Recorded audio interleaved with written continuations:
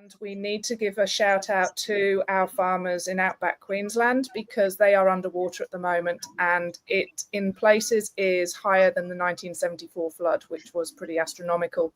There are stories coming in that houses that have been built on high land are actually up to their roof with water, with flooding. The good news is Australia is built for this, and it will move down through the states into New South Wales and possibly South Australia, or maybe even Ayr, depending on how far inland that water is. But yes, a big shout out to our outback farmers, because flooding is just horrendous. And yeah, our thoughts are with you. And then with the whole multi-species, it's so linked, because so much of that can actually be infiltrated into the soil. Yeah, that's where we're at the moment, this tipping point of let's get this moisture in the ground, because that's where it's most useful. So I think I've managed to wrap it up. Does anybody else want to add anything to this fantastic session of getting a little bit deeper and in depth with that whole increasing your biodiversity? Yeah, learning, you learn by doing. So going out and taking, a small paddock, doing a little trial, playing around with it, make your mistakes, do your learning from it, and then you move forward and, get mentors, do your some paddock walks. Just get out there and do something will be the biggest thing. Yeah, I like that, actually. Getting somebody, your mentor, even somebody that is learning alongside you, to just so that you can have a discussion.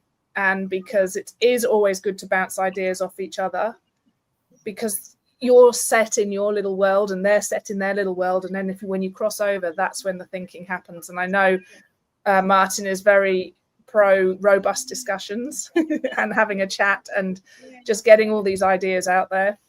That another thing too is getting in, working in groups, like semi-formal groups, and sharing what you've learned.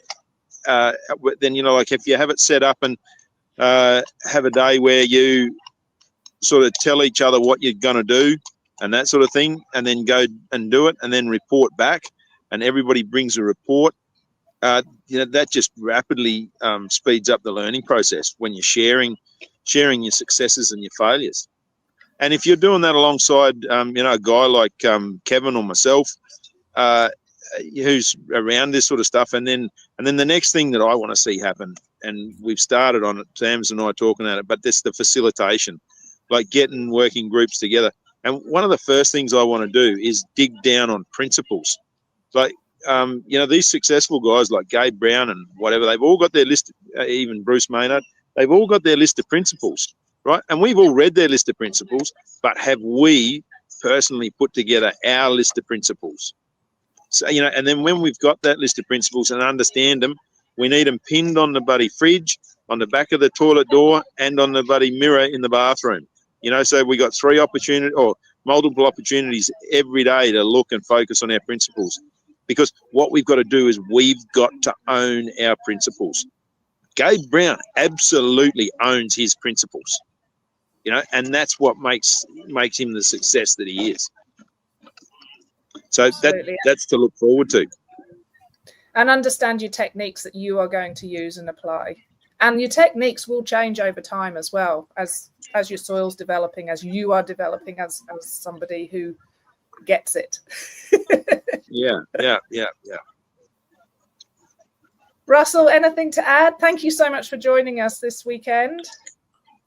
No, all good. I think you've done a great job of covering most things, but definitely just step out of your comfort zone and have a crack at some of this stuff, and be prepared to just spend time and watch and observe. For me, like that multi-species, like the first one I grew, there was no monetary gain in that for me whatsoever, but I reflect on that crop as as a farmer, you look at you remember the crops that yielded the most, etc.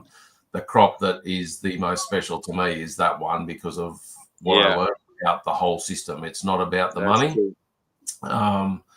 when you get to see Mother Nature in full flight and she's delivering everything that you hear about and whatever else, but she's doing it on your farm, in your paddock, and you get to walk out there every day and go, well, I got no worms. I can't find any worms in my monoculture crops, but I can walk in there and I can find worms, and I've got insects that are just humming, like the whole paddock was alive the whole time. I think when you get to the point where you can see that happening, it just reassures you, obviously, that all the things you hear about and learn about when you go to these conferences, etc., they are true. You just have to provide the environment for those things to happen in. And so for me, that was the biggest buzz. And for anyone that's looking at, do I do it or don't I? Are we all just a mob of weirdos because we're growing all these things together or whatever else? Just go and get some seed and put it in the ground and spend time and have a look. That's what I would say. Yeah. Fantastic advice, Russell. Yeah, beautiful. I got a bit emotional then. Actually, it's funny, I was at a thing in Inverell a couple of weeks ago, and when I was actually sort of talking about that stuff, I actually did get a bit emotional. It's like, oh man, what's going on here? You're talking about a crop, but I mean, that's the reality of it.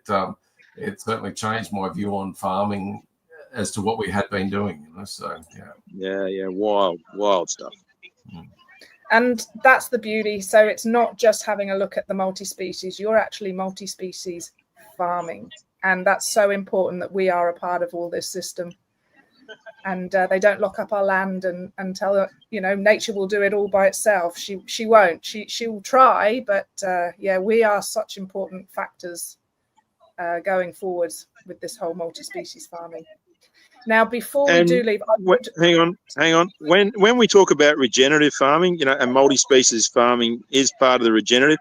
But to hear Russell saying that, and for him to be regenerated, that is just off the chart cool. That is the best. That's the best outcome that happened out of that paddock. Like just wild.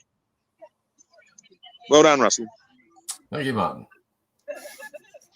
Okay, thank you so much, all of you wonderful farmers. I love this Sunday session with you, beautiful brains, and thank you so much for joining us. And thank you to everybody who will watch this in the membership channel. Thank you so much. Okay, we're out of here. Thanks, guys. See ya.